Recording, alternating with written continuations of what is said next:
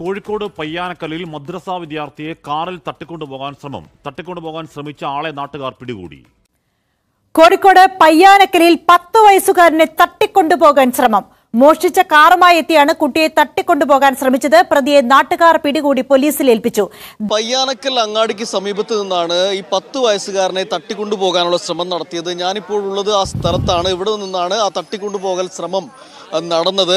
പക്ഷേ ഇവിടുത്തെ നാട്ടുകാരുടെ ആളുകളുടെയൊക്കെ സമയോചിതമായ ഇടപെടൽ കാരണം അത് ഒഴിവായി പ്രതിയെ പിടികൂടാൻ കഴിഞ്ഞു എന്നുള്ളതാണ്. പ്രത്യേകിച്ച് ഇവിടെ ഈ കൂടിക്കിടക്കുന്ന ഈ നാട്ടുകാർ തന്നെയാണ് ആ ഒരു വിഷയത്തിൽ ഇടപെട്ടുകൊണ്ട് പ്രശ്നം എത്രയും വേഗം പരിഹരിച്ചത്, പ്രതിയെ പിടികൂടാൻ സഹായിച്ചത് എന്നുള്ളതാണ്. ഈ ചേട്ടനാണ് ആദ്യം അത് കണ്ടത് അല്ലേ? അതെ അതെ. ഞാൻ ഇവിടുന്ന് ഇങ്ങോട്ട് ക്രോസ് ചെയ്ത് വരാണ്. അപ്പോൾ ഈ വണ്ടി ഇങ്ങോട്ടൊക്കെ നിർത്തിങ്ങാണ്ട് അപ്പോൾ ഒരു പയ്യനോട് ചോദിക്കുന്നുണ്ട്. അപ്പോൾ ആ സീൻ കണ്ടപ്പോൾ ഞാൻ സംശയം തോന്നി. സംശയം ഇപ്പം നടക്കുന്ന സംഭവങ്ങളല്ലോ. അപ്പോൾ ആ സംശയം അവൻ്റെ ഒരു കാക്കിയും കാണുന്നില്ല. അപ്പോൾ ഞാൻ എന്താക്കി വണ്ടി ക്രോസ് ചെയ്ത് മുമ്പിലിട്ട്. അപ്പോൾ ഇട്ടപ്പോൾ ഞാൻ ചോദിച്ചു എന്താ മോനെ ചോദിച്ചു. കുട്ടീനെ ആദ്യം വിളിച്ചു. അപ്പോൾ കുട്ടി പറഞ്ഞ് എന്നോട് വീട്ടിൽ കൊണ്ടാക്കി തരാമെന്ന് പറഞ്ഞു. അപ്പോൾ മോനെ അവിടെ വെക്കുന്നത് വെച്ചാൽ എൻ്റെ ആരാന്ന് വെച്ചു. എൻ്റെ ആരല്ലേ, ഞാൻ മോനെ വീട്ടിൽ കൊണ്ടാക്കാമെന്ന് പറഞ്ഞു. ഈ ഇവിടെ ഉള്ളതെന്ന് വെച്ചാൽ ഞാൻ കാസർഗോഡുള്ളതെന്ന് പറഞ്ഞു. അപ്പോൾ ഞാൻ ഇങ്ങോട്ട് ചാവി വരി നിങ്ങൾ പുറത്തിറങ്ങുമെന്ന് പറഞ്ഞു. പുറത്തിറങ്ങുന്നപ്പോൾ ഇങ്ങോട്ട് പുറത്തൊക്കെ ഇറങ്ങി. ഞാൻ എന്തിൻ്റെ ആവശ്യമുണ്ട്, ഇപ്പോഴത്തെ സാഹചര്യങ്ങളൊക്കെ ഇങ്ങനെയുള്ള നീ അറിയുന്നതല്ല വിഷയം. അപ്പോൾ എനിക്ക് ആ വർത്താനം പറഞ്ഞപ്പോൾ എൻ്റെ ഒരാ ഇതിലിങ്ങനെ ഒരു മുണ്ടിൽ ഇതിങ്ങനെ കാണുന്നുണ്ട്. അപ്പോൾ അവൻ്റെ ആ സ്മെല്ലും ഒക്കെ എനിക്ക് വല്ലാതെ എന്തെയില്ല, വൃത്തിയുള്ള ആളല്ലാന്ന് എനിക്ക് മനസ്സിലായി. അപ്പോൾ ഞാൻ എന്തൊക്കെയാ അടുത്തുള്ള ഇവിടെ പണിയെടുക്കുന്ന വെച്ചാൽ ഇറച്ചിപ്പണി എടുക്കണം. അപ്പോൾ മൂപ്പരാൻ പറയും നിങ്ങൾ അവിടേക്ക് പന്തികേടുണ്ടോയെന്ന് പറയും. അപ്പോൾ ഓൻ എന്താക്കി ഞാൻ പറഞ്ഞു എല്ലാവരും വിളിക്കാൻ പറഞ്ഞു. അപ്പോൾ ഓനും ചോദിച്ചപ്പോൾ പറഞ്ഞു ഞാൻ കാസർഗോഡുള്ളതെന്ന് പറഞ്ഞു.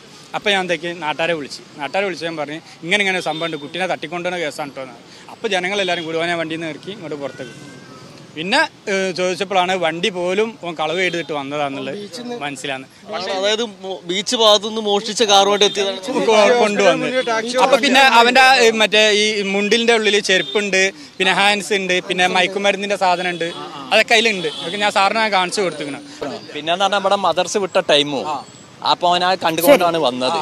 ആ മദർസ് വിട്ട കറക്റ്റ് ടൈമിനാണ് ഓൻ വരുന്നത് 9 മണിക്ക്. അപ്പൊ മൂപ്പര ടൈമിന് എത്തിയതിനെ കൊണ്ട് ആ കുട്ടി കഴിച്ചില്ലായി.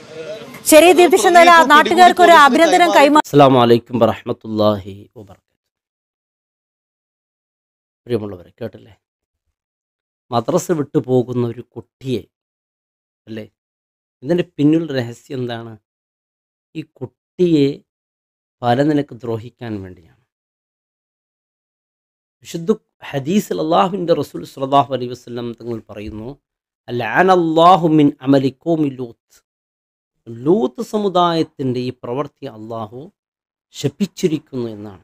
കുട്ടിയെ കൊണ്ടുപോകുന്നത് തൻ്റെ ശാരീരികം വികാരം തീർക്കാൻ വേണ്ടിയാണ്. അതും ഒരു ആൺകുട്ടിയാണ് കൊണ്ടുപോകുന്നത്. പല ഉമ്മമാർ ഈ കാര്യങ്ങൾ മനസ്സിലാക്കുന്നത്. നമ്മുടെ മക്കൾ മദ്രസ സ്കൂളിലേക്കൊക്കെ പോയി വരുന്നവർ എത്രത്തോളം ഇത്തരത്തിലുള്ള ലൂത്ത് നബിയുടെ കാലഘട്ടത്തിൽ ഒരു സമൂഹമുണ്ടായിരുന്നു. അവർക്ക് പെണ്ണുങ്ങളെ ആവശ്യമില്ല, ആണുങ്ങളെയാണ് ആവശ്യമുള്ളത്. അവരെ അള്ളാഹു ശിക്ഷിച്ചത് എന്ന് പറയുന്നത് ഭൂമിയെ തന്നെ മറിച്ചുകൊണ്ടാണ്. അത്രയ്ക്കും കഠിനകഠോരമായ ശിക്ഷയാണ് അവർക്ക് കൊടുത്തത്.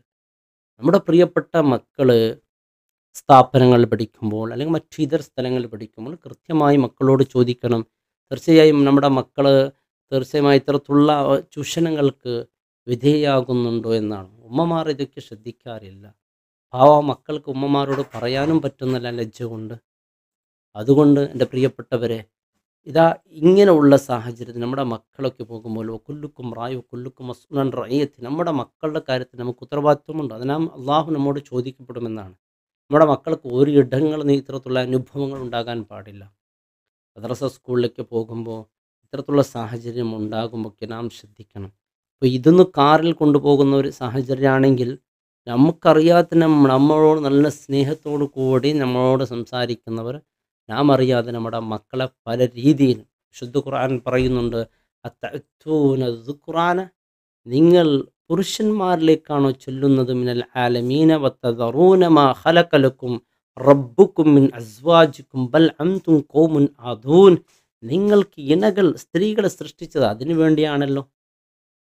അവരെ നിക്കാഹ് കഴിച്ച് നിങ്ങളുടെ ശാരീരിക വികാരങ്ങൾ തീർക്കാൻ അതല്ലേ മാർഗം.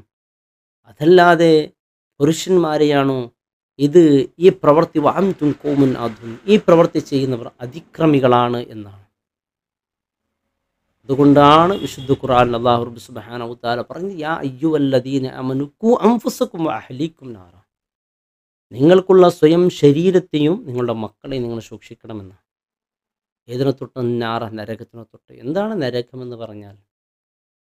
പെട്രോൾ ഒഴിച്ച് കത്തിക്കപ്പെടുന്ന നരകമെന്ന് പറയാതെ വഖൂദുഹന്നാസ് വൽ ഹിജാറ, മനുഷ്യരെയും കല്ലുകളെ ഇട്ട് കത്തിക്കപ്പെടുന്ന നരകമെന്ന് പറഞ്ഞു. എന്താണ് നരകത്തിൻ്റെ ചൂട്? ഞാൻ ഭക്ഷണം പാചകം ചെയ്യാൻ വേണ്ടി ഉണ്ടാക്കുന്നത് കല്ലിലാണ് അല്ലേ? പണ്ടൊക്കെ കല്ല് വെച്ചിട്ടാണല്ലോ ഭക്ഷണം ഉണ്ടാക്കുന്നത്. എന്തുകൊണ്ട്? കല്ല് കത്തൂല, അതുകൊണ്ടാണല്ലേ. എന്നാൽ ചൂടിൻ്റെ ഡിഗ്രി കൂടിയാൽ കല്ലും കത്തും. ഒരു ദുനിയാവിൻ്റെ കല്ല് കത്തണമെങ്കിൽ ഒരു വെള്ളം തിളച്ച് മറിയുന്ന 100 സെൽഷ്യസ് ഡിഗ്രി ചൂടുകളിൽ വെള്ളം തിളച്ച് മറിയുന്നു. എന്നാൽ കല്ല് കത്തണമെങ്കിൽ 1.5 ലക്ഷം വേണമെന്ന്. നരകത്തിൻ്റെ ചൂടിൻ്റെ ഗൗരവത്തിന് ഈ ഒരു ആയത്ത് പോരെ? ആ നരകത്തിന് തൊട്ട് നിൻ്റെ മക്കളെ, പൊന്നു മക്കളെ നീ കാക്കണമെന്ന്. ആ നാട്ടുകാരവിടെ ഇടപെട്ടത് കൊണ്ട് ആ കുട്ടി രക്ഷപ്പെട്ടു.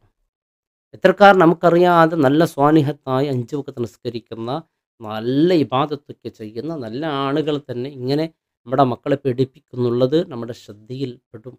പ്രിയപ്പെട്ടവരെ, പെട്ടാൽ അത് കാണാതെ പോലെ നടിക്കരുത്. അത് വലിയ ശിക്ഷയുള്ള കാര്യമാണ്. അത്തരത്തിലുള്ള കാര്യം ഈ നാട്ടുകാർ ഇടപെട്ടതുപോലെ നാം അത് ഇടപെടണം. നമ്മുടെ നാട്ടിൽ നിന്ന് അത് തുടച്ചു നീക്കണം അല്ലേ? ഒരു മുഅ്മിൻ എന്ന് പറഞ്ഞാൽ എന്നാണ്? അൽ മുഅ്മിനു മൻ അമിനുഹുന്നാസ് അല്ലേ? അല്ല ദിമാഇഹിം അംവാലിഹിം, അവൻ്റെ സമ്പത്ത്, ജീവൻ, അതിനെ തൊട്ടെല്ലാം സുരക്ഷിതനായിരിക്കണം. നമ്മളെ കൊണ്ട് ആർക്കും ഒരു ബുദ്ധിമുട്ടാകരുത്. നമുക്ക് ആ ചെറുപ്പക്കാരൻ പെട്ടെന്ന് ഇടപെട്ടത് കൊണ്ട് ആ കുട്ടി രക്ഷപ്പെട്ടു. അല്ലാഹു റബ്ബ് സുബ്ഹാനഹു വ തആല കാത്ത് രക്ഷിക്കട്ടെ. നമ്മുടെ പൊന്നുമക്കളെ മദ്രസ സ്കൂളിലേക്ക് പോകുമ്പോൾ പ്രത്യേകിച്ച് എല്ലാവരും നോക്കൂ, ഇത് എല്ലാവരും ഒരു തിങ്ങിക്കൂടിയ സ്ഥലത്തു നിന്നാണ് കുട്ടിയെ കൊണ്ടുപോകുന്നത്. ഇത്തരത്തിലുള്ള എന്തെങ്കിലും ഒരു പന്തികേടുകൾ തോന്നുമ്പോൾ ആ കൂട്ടത്തിലുള്ളവർ പെട്ടെന്ന് ഇടപെടണം. പെട്ടെന്ന് ഇടപെട്ടത് കൊണ്ട് ആ കുട്ടി രക്ഷപ്പെട്ടു. അല്ല ആരുടേതോ കുട്ടി എന്ന രീതിയിൽ കാണരുത്. എല്ലാം നമ്മുടെ സ്വന്തം മക്കളെ പോലെ കാണണം. മക്കളെയാണെങ്കിൽ എല്ലാവരെയും അല്ലേ? ഏറ്റവും നല്ലവൻ ആരാണ്?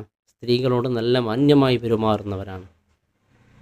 ഇത്തരത്തിലുള്ള സാഹചര്യത്തിലൊക്കെ ആ സമയത്ത് തന്നെ ഇടപെട്ടാൽ ഒരുപാട് രക്ഷ, ഒരുപാട് നമ്മുടെ ഗുണകരമായിരിക്കും. നമുക്ക് ആ കുട്ടി രക്ഷപ്പെട്ടു പോയി. അല്ലാഹു റബ്ബ് സുബ്ഹാനഹു വ തആല നമ്മുടെ മക്കളെ ഇത്തരക്കാരുടെ ഷർറിൽ നിന്ന് അല്ലാഹു നമ്മെ, നമ്മുടെ മക്കളെ, കുടുംബങ്ങൾ അല്ലാഹു കാത്ത് രക്ഷിക്കട്ടെ. അസ്സലാമു അലൈക്കും വറഹ്മത്തുള്ളാഹി വബറകാതുഹു.